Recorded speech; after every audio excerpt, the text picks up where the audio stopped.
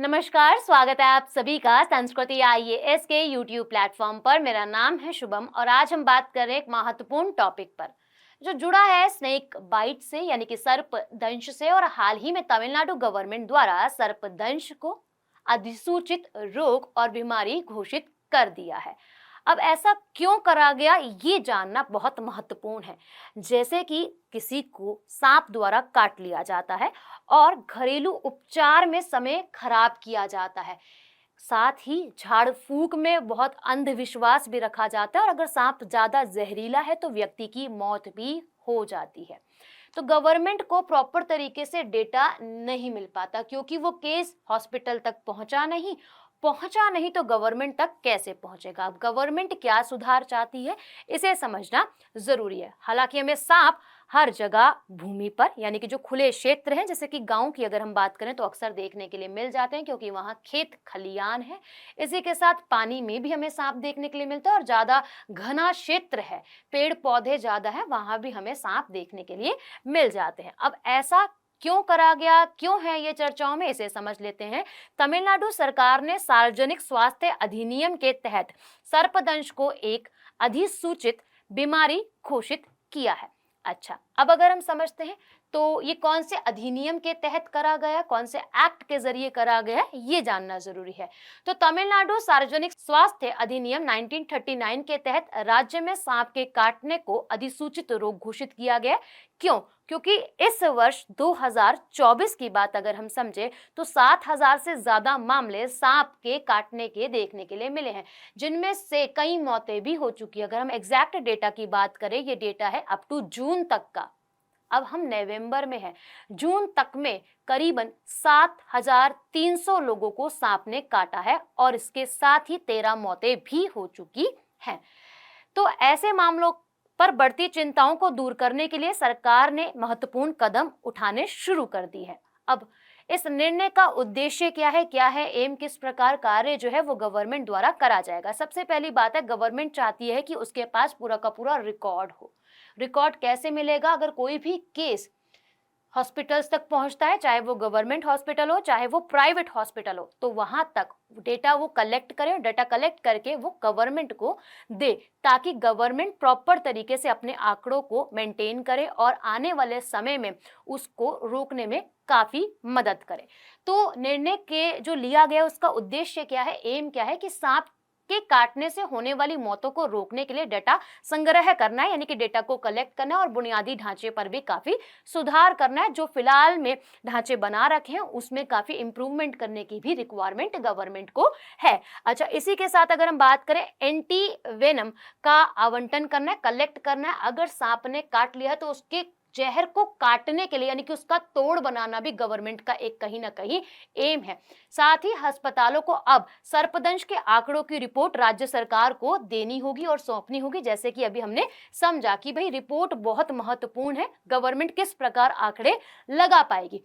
अधिकारियों ने कहा है कि अभी तक उनको सभी केसेस जो है वो नहीं मिल पाते, यानी कि सभी केसेस उनको मिल ही नहीं रहे क्योंकि गवर्नमेंट द्वारा और जो प्राइवेट हॉस्पिटल्स है उनके द्वारा आगे केसेस आ ही नहीं रहे उनके पास। तो अधिकारियों ने कहा है कि अभी तक सर्पदंश के सभी मामलों की सूचना नहीं मिल पाती है, यानी कि जितने भी आपके केसेस हुए हैं राज्य के अंदर, जिले के अंदर, वहां देखने के लिए नहीं मिलते हैं क्योंकि उन तक पहुंच ही नहीं पा रहे हैं। अच्छा, डेटा संग्रह में काफी ज्यादा इससे अंतर देखने के लिए मिलता है, काफी ज्यादा फ्लक्चुएशन भी देखने के लिए मिलती है डेटा को लेकर, क्योंकि ये चीज महत्वपूर्ण है समझने के लिए। अगर डेटा ही करेक्ट नहीं है तो आगे क्या प्रोसीड जो है वो किया जाएगा। अच्छा, तमिलनाडु के मामलों को अगर हम समझते हैं, जैसे हम तमिलनाडु का समझेंगे फिर देश को भी समझेंगे और वैश्विक लेवल को भी समझेंगे। अगर तमिलनाडु की बात करें अप टू 2024 की ही, तो जून तक में करीबन 7,300 मामले जो हैं वो सांप के काटने के आए हैं और जिससे 13 मौतें भी हो चुकी है। अगर हम इससे एक वर्ष पीछे जाए यानी कि साल 2023 के अंदर जाते हैं तो कुल जो मामले दर्ज करे गए थे वो थे 19,795 और जिससे मौत हुई है, करीबन डेथ जो देखने के लिए मिली इन केसेस से, तो 43 डेथ जो है वह हो चुकी है। वर्ष 2022 को भी समझ लेते हैं तो कुल 17 डेथ देखने के लिए मिली थी और आंकड़े थे 15,000 120। अब आप समझो कि अगर हम जान रहे हैं ये केवल और केवल जून तक का डेटा है इसी वर्ष का, और अगर हम समझे साल 2023 का पूर्ण डेटा और साल 2022 का भी ये पूर्ण डेटा हो जाता है। अब भारत के पास यानी कि पूरे देश के पास क्या आंकड़े हैं, जैसे अगर हम रिपोर्ट 2016 से 2020 यानी कि करीबन 4 साल की रिपोर्ट को समझें तो भारत में औसतन प्रति वर्ष 3 लाख लोगों को सांप काटते हैं, यानी कि सांप काटने के मामले 3 लाख है, और जिससे यहाँ पर हमें मौत भी देखने के लिए मिलती है जो कि 2000 मौतें हैं। 2000 कोई छोटा नंबर नहीं है। अगर हम देखें ध्यान से समझने की कोशिश करें तो केवल और केवल सांप के काटने से 2000 मौत साल के अंदर बहुत बड़ी बात हो जाती है। अच्छा, ये जो डेटा है, ये जो रिपोर्ट है वो किसके द्वारा प्रकाशित करी गई? केंद्रीय स्वास्थ्य जांच ब्यूरो की रिपोर्ट के अनुसार ये सारी चीजें जो है वो हमें पता लग रही हैं। अब WHO की, यानी कि हमने पहले स्टेट की तमिलनाडु की बात करी, फिर हमने अपने पूरे भारत की बात करी कि 3000 केसेस, और WHO क्या कहता है? WHO कहता है कि वैश्विक स्तर पर प्रत्येक 10 सेकंड के अंदर एक व्यक्ति को सांप काट लेता है। बहुत बड़ी बात है, हर एक 10 सेकंड के अंदर एक केस हमें देखने के लिए मिल रहा है। अच्छा, अब अगर सांप काट लेता है और वो ज्यादा जहरीला है तो स्वाभाविक रूप से वह जानलेवा बीमारी जो है मानी जाती है। अब यह विषैले सांप के काटने से होने वाले विषाक्त पदार्थों के कारण होता है, यानी कि सांप के अंदर जो जहर पाया जाता है, जो पदार्थ है, उसके कारण मौत जो है वह हो जाती है। यह अनुमान है कि सांप के काटने से हर साल दुनिया भर में करीबन 81,000 से लेकर 1,38,000 मौत हो रही है, और करीबन 4 लाख जो लोग हैं वो डिसेबल हो रहे हैं। अगर उसके हाथ पर, पैर पर कहीं सांप ने काट लिया है तो वो पोर्शन जो है वो खराब हो रहा है, वो डिसेबल जो है बन जा रहा है व्यक्ति। अच्छा, अब रोकथाम के लिए क्या क्या प्रयास जो है वो किए जा रहे हैं? तो अंतर्राष्ट्रीय स्तर पर ही बहुत सारी रणनीतियों को बनाया जा रहा है इसके रोकथाम के लिए, और मौत जो हो रही है उसके भी रोकथाम को, यानी कि एक तो सांप ना काटे, दूसरा अगर काट देता है तो मौत को रोकने के लिए बहुत सारे इनिशिएटिव्स जो हैं वो लिए जा रहे हैं। तो WHO ने सर्पदंश से होने वाली मौतों और विकलांगताओं को नियंत्रित करने के लिए एक वैश्विक रणनीति भी शुरू करी है। और अगर हम यहाँ बात करें, स्वास्थ्य और परिवार कल्याण मंत्रालय द्वारा शुरू की गई सांप के काटने से होने वाली मौतों को रोकथाम और नियंत्रण, यानी कि एक तो बिल्कुल रोकथाम करनी है, दूसरा एक तो कंट्रोल करना है, दोनों चीजों को ध्यान में रखते हुए राष्ट्रीय कार्य योजना भी बनाई जा रही है। अब इसका उद्देश्य क्या है? इसका उद्देश्य ये है कि इन जो कि सांप से होने वाले डेथ के केसेस हैं और ऐसे मामले हैं उनको खत्म कर दिया जाए, खत्म नहीं तो उसको आधा कर दिया जाए। क्या कहता है? राष्ट्रीय कार्य योजना का लक्ष्य वन हेल्थ दृष्टिकोण के माध्यम से 2030 तक सर्पदंश से होने वाली मौतों को आधा करना है, यानी कि 2030 को यहाँ पर टारगेट जो है वो किया जा रहा है। अब अगर हम समझते हैं कि सर्पदंश रोकथाम के लिए क्या क्या कार्य किए जा रहे हैं, तो एक नंबर है जिसे हमें लगाना है अगर किसी व्यक्ति को वे क्या कर लेता है, सांप काट लेता है, तो ये हेल्पलाइन नंबर है जो कि 15400 है।